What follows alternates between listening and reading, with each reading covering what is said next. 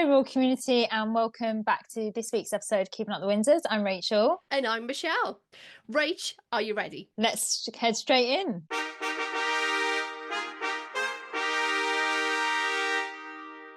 Let's do it. So here's the year in review. Rach, do you want to start with January? Yeah, so in January, the King was taken to hospital for an enlarged prostate. And after much worldwide speculation of where's Kate? Do you remember that? Gosh. Oh, do I remember it? Absolutely. We learned that the Princess of Wales had been given preventative cancer treatment. Now, during a video announcement, Catherine said, tests after the operation found cancer had been present. My medical team therefore advised that I should undergo a course of preventative chemotherapy, and I am now in the early stages of that treatment. Oh, January was a tough month as a royal fan. A tough month. 100%. It was, and I think it really showed us as a community and what we're about, because a lot of us rallied round together and made sure we were all okay, and that meant a lot, actually. So thank you to everybody who sent us messages, and we hope that we were there, even a little tiny bit for you. So yeah, it was a really tough January. Moving into February, then, Rach, the King announced that he had cancer, which again was another big blow for us. It was such a big blow because not only did we have Catherine cancer, now we have the King, and it was like, oh my gosh, like what more can this family take? Like, what's going to happen next? It just felt like the news was just changing every couple of weeks as the royal fan, wasn't it? Definitely. And at that point, I think we were just, it felt a bit like quicksand. You know, what is going to happen next? What is the royal family going to look like? What's the engagements going to look like? It was very, very fraught with worry and uncertainty. Then moved into March, and it was the Commonwealth Day service, which was held at Westminster Abbey. Yeah, and this was strange because we're so used to seeing Catherine and the King at engagements like this.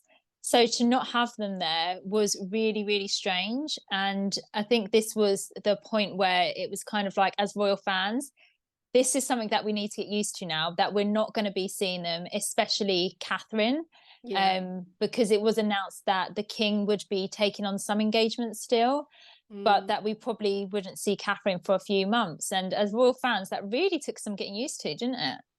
100% it did. And I think a lot of us fell out of love with royal community watching for a little bit, or there was a lull. There was like a low energy about it. And then everything started to ramp up, right? Because in April, the King Yeah. returned to public duties for the first time after he's diagnosed. And he was visiting a Macmillan Cancer Centre in London, which I think was just the perfect engagement for his first time back, wasn't it? It really was. And I think it showed that we saw him talking with other cancer patients, and it made you realize that, yes, the King is the King, but he was going through these treatments just like everybody else. And don't forget, he's somebody's father, he's somebody's grandfather, somebody's husband, uncle, you name it. So it was very touching, actually, to see him on an engagement such as that. Then we moved into May, and there the red portrait of the King is unveiled. This was to mark his coronation, but it got vandalized, didn't it? Yeah, Wallace and Gromit just turned up. And Raw Community, if you're watching, I'll put a little picture up so you can see what that looks like. Yeah, this was really out of the blue, wasn't it? All of a sudden I was like, oh, I'm not sure how I feel about this red painting. And it was a bit like Marmot. You either loved it or you hated it. Yeah. I really liked it. I would have loved to have seen it in person. We did try and go to London to see it, didn't we, Rach? But the Philip Mould gallery was closed, so It we was couldn't go in. closed, yeah. It Yeah. was such a shame. And it also went on display at Buckingham Palace, didn't it? That's right. Yeah. In June, we had a wonderful royal state visit from Japan. We had a royal ascot, which always brings out the fashion. Catherine made her first appearance at Troop in the Colour. Wee! And we had new pictures of Prince William with the children for Father's Day. And we also saw William, Charlotte, and George with their Taylor Swift bracelets and dance moves, because they went to the Taylor Swift concert in London, which was such a surprise. And William got out with his dance moves, didn't he? Which was brilliant. Yeah, this was honestly, I felt like this month was like what the royal fans had been waiting for.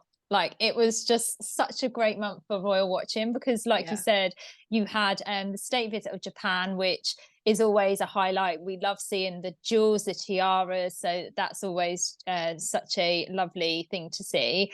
Um, then seeing Catherine, and we saw her, and we went to Troop in the Colour, didn't we? So we actually got to see her. We got to see all of the royals up close, and she just looked fabulous. And it kind of we were kind of shocked that she was there because if you remember, it wasn't announced, I think, until the day before that she was going to attend. So we was going, not even expecting to see Catherine. And then for her to be there, it was just such a wow moment for us, wasn't it? 100%. And to see Catherine in the I think it was raining at the time, wasn't it? So they had It was the closed pouring. carriages. By the way, Royal Community, we do have a vlog. So if you want to watch it, head on over to Keep It Up the Windsors on YouTube. Obviously, if you're watching it on YouTube, you can just go into our channel and search for that. Just go into yeah, the Troop in the Colour vlog, which we vlogged the whole day. We had a brilliant time, didn't we, in London? But to see Catherine was, I think it was a bit surreal. Like, oh, there she is. Like, and I think you're worried about her. You're wondering how her treatment's going. But it was so lovely to see her, and she looked really healthy as well, I must say, in real life. So yeah, it was a lovely surprise to see her. Yeah, and then we had the Duke and Duchess of Gloucester in July celebrated their 52nd wedding anniversary, and Catherine made her triumphant return to To Wimbledon. Wimbledon! Oh my gosh, amazing, amazing. I when this moment came up, she had a standing ovation from everybody, and then Pippa and Charlotte just looked at her like, "Yay, we know her! You know, she's my mum and my sister." I just loved it. It was brilliant. It was so lovely because when you see the royals arrive, even like when Catherine's been at the past, you'll have people sometimes in the royal box stand up, but you won't have the rest of the audience. But literally, she was like a beacon that everyone was looking to. It Yeah. was just such a amazing moment, and I think a really poignant moment. And I think she probably really felt the love on that day from people that were there and being like really supportive of her. Yeah, it was a big moment, and it was, yeah, I completely agree with you. And in August, this sovereign grant was released where it was announced that the taxpayer paid £1.29 a Yeah, good year for value the for money is royals. what we thought, wasn't it? Yeah, exactly. The royals break for their summer holidays, but that didn't stop Sophie from attending the Paris Olympics, cheering on Team GB in the velodrome during the women's team sprint. Woohoo! I love seeing Sophie at the Olympics. I know. September, Catherine announced that she'd finished her cancer treatment with an intimate video showing the family over summer. In the video, there was a voiceover that said, "The last 9 months have been incredibly tough for us as a family. Life as we know it can change in an instant, and we have to find a way to navigate the stormy waters and roads unknown." Rach, we absolutely loved this video. It was so lovely to have this announcement. It came out of the blue. We had absolutely no clue he was turning up, but it was so intimate, wasn't it? It was the most intimate we've ever seen them, and I possibly think we will never see them in this same light again. Again, like you said, it was out of the blue. I remember people messaging me like, "We've seen the video." I'm like, "What video? When she actually had cancer? Is that what the video Yeah. you mean?" And they were like, "No, the video it's just been released." Yeah. And I actually said it's up there, and it might even trump the 10-year anniversary video, which is saying something. Yeah, because that 10-year anniversary was fire. Yeah, absolutely. Let's move on to October. The Duchess of Edinburgh became the first member of the royal family to visit the Republic of Chad, witnessing firsthand the impact of the conflict in Sudan. And the Duke and Duchess of Edinburgh visited Malta to mark the 60th year of the independence for the country. We also had the King and Queen Camilla headed on a royal tour of Australia and Samoa. Yeah.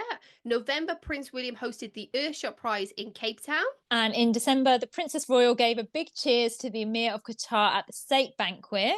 And Prince Andrew is embroiled in yet another scandal, this time with a Chinese spy. And we had Catherine's carol concert. I actually forgot to write in there alleged Chinese spy Yeah. just for legal reasons. Alleged. Alleged, people Yeah. alleged. Royal Alleged. community, let us know what you thought. Did we miss anything in the year in review? Anything that we should have really put in there? You know, there's so much to pick out, isn't there? They do so many engagements. I've only managed, I think we put Princess Anne in only once. I mean, she should have been in there every single month, shouldn't she? You know what she's like with her engagements. Remember, next episode will be our 2025 predictions. So we'll see you then.